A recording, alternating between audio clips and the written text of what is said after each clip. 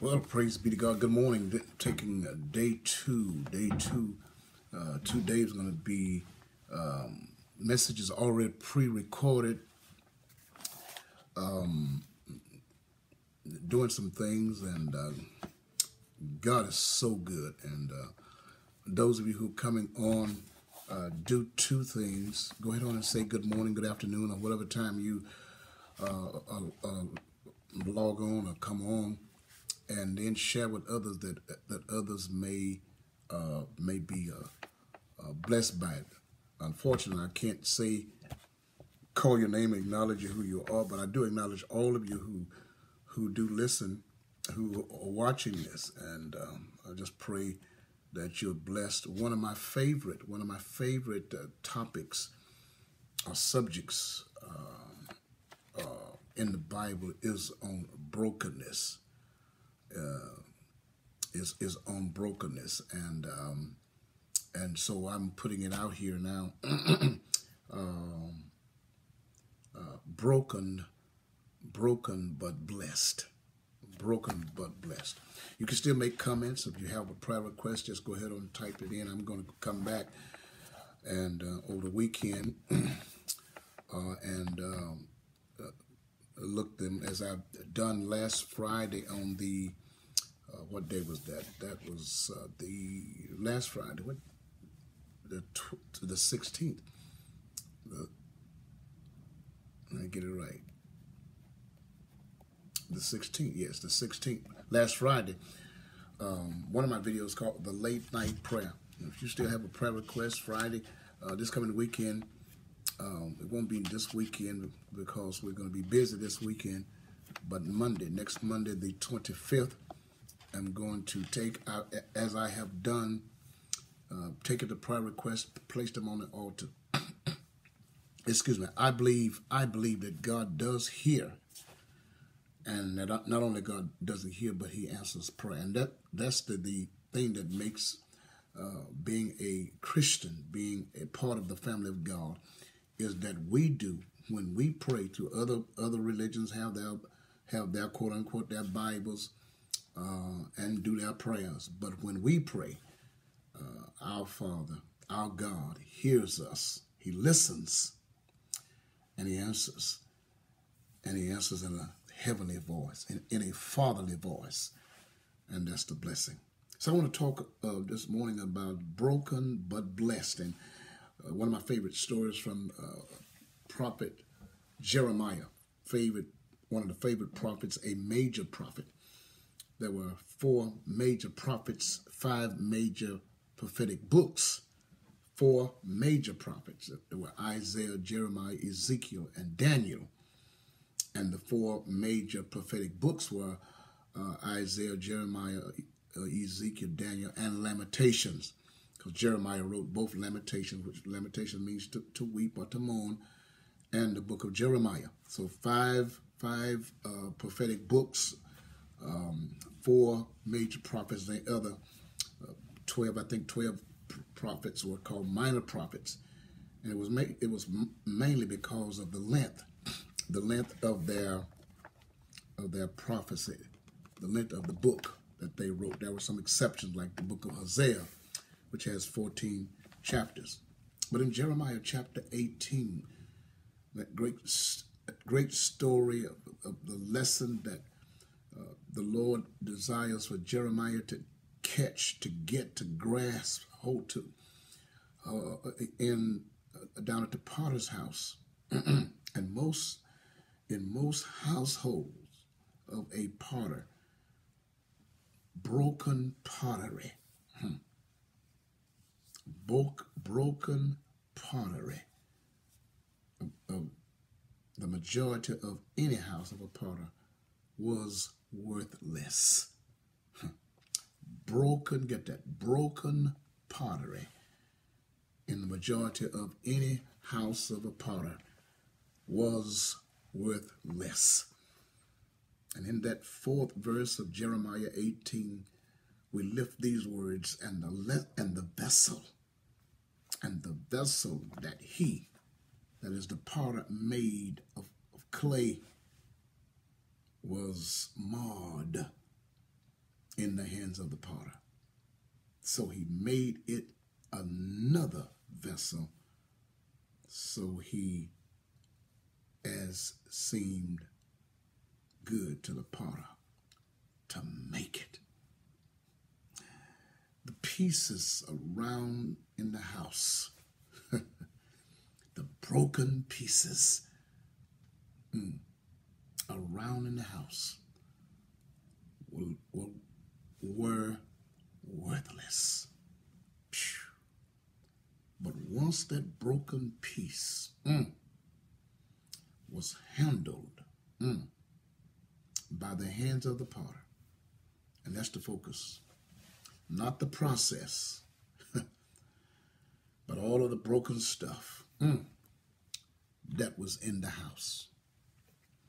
All the broken pieces, some large pieces, some small pieces, all of the pieces as the focus point, that which was on the floor, on the working bench, as it were worthless, broken and worthless. But once the potter eyed it and picked it up and handled it, the moment he touched it, it made the difference. The moment he touched it, made the difference. So here's the point. Even pieces, P-I-E-C-E-S, even pieces are important to God. Even pieces, oh my God, are important to God. Throwaways. I have a co-worker who loves, he sees beauty from in other people's trash cans and dumpsters. He sees beauty in a potential thrown away vacuum cleaner or a vase or something that is that have been so used that the owner has no further use of it. He sees it and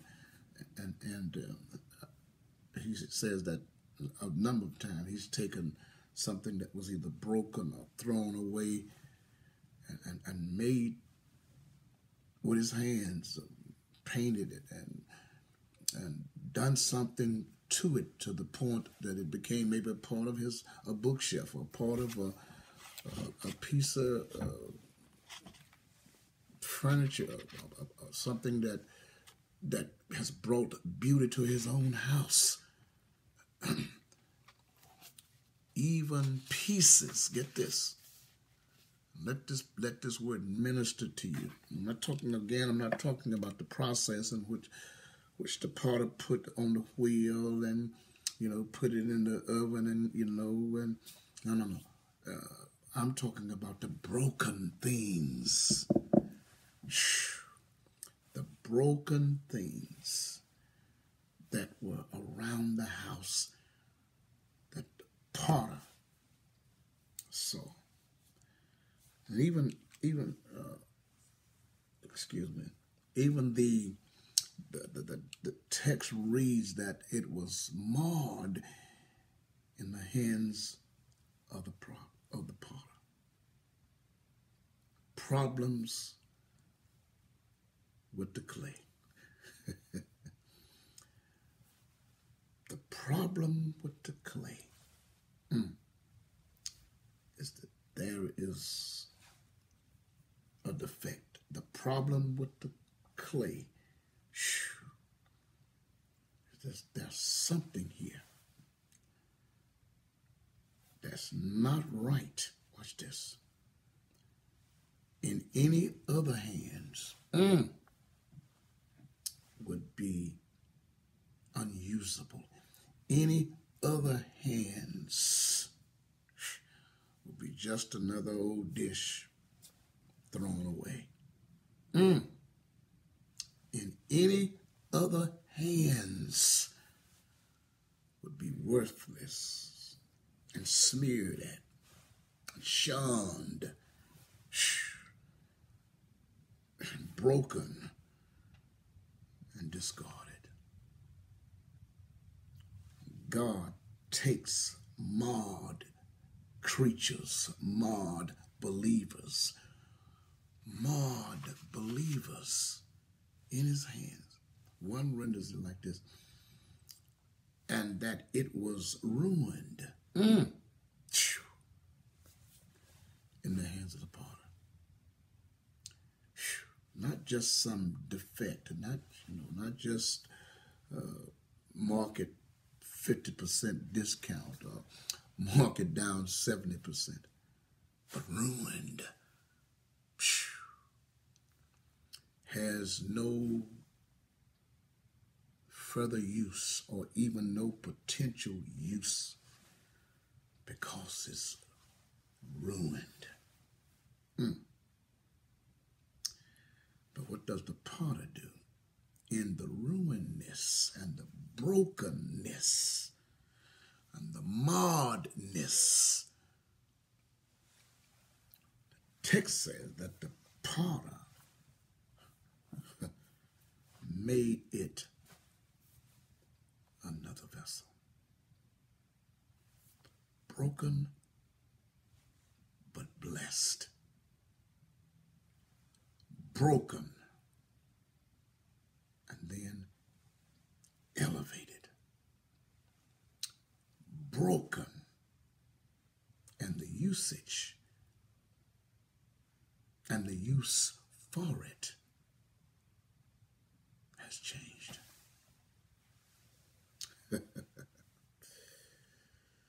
Oh my God. That flaw, that brokenness, that marred area in your life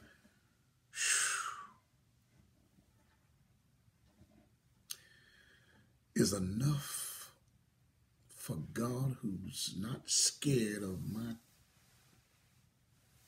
brokenness, who does not shun or turn away from my brokenness, but in his own creativity can take that, can take you, your shortcomings, your faults and failures, your screw-ups and mess-ups, and make you something totally different and even better than the original intent by which you were to serve. The vessel service got upgraded. Oh, it's going to be a servant. The vessel was going to serve anyhow. But let's say it shifted from just merely being a plate or a saucer or a bowl to becoming a pitcher. Or such a cup or glass for wine to be poured in, to be used, whose contents will be consumed by the king.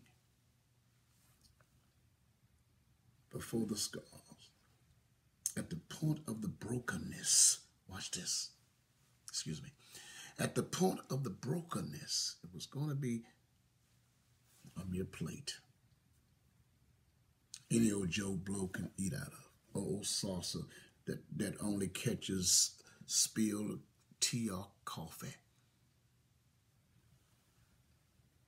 But after the potter discovered the marred and brokenness, or the scratch or the scar that only now that could be seen by the eyes of the potter,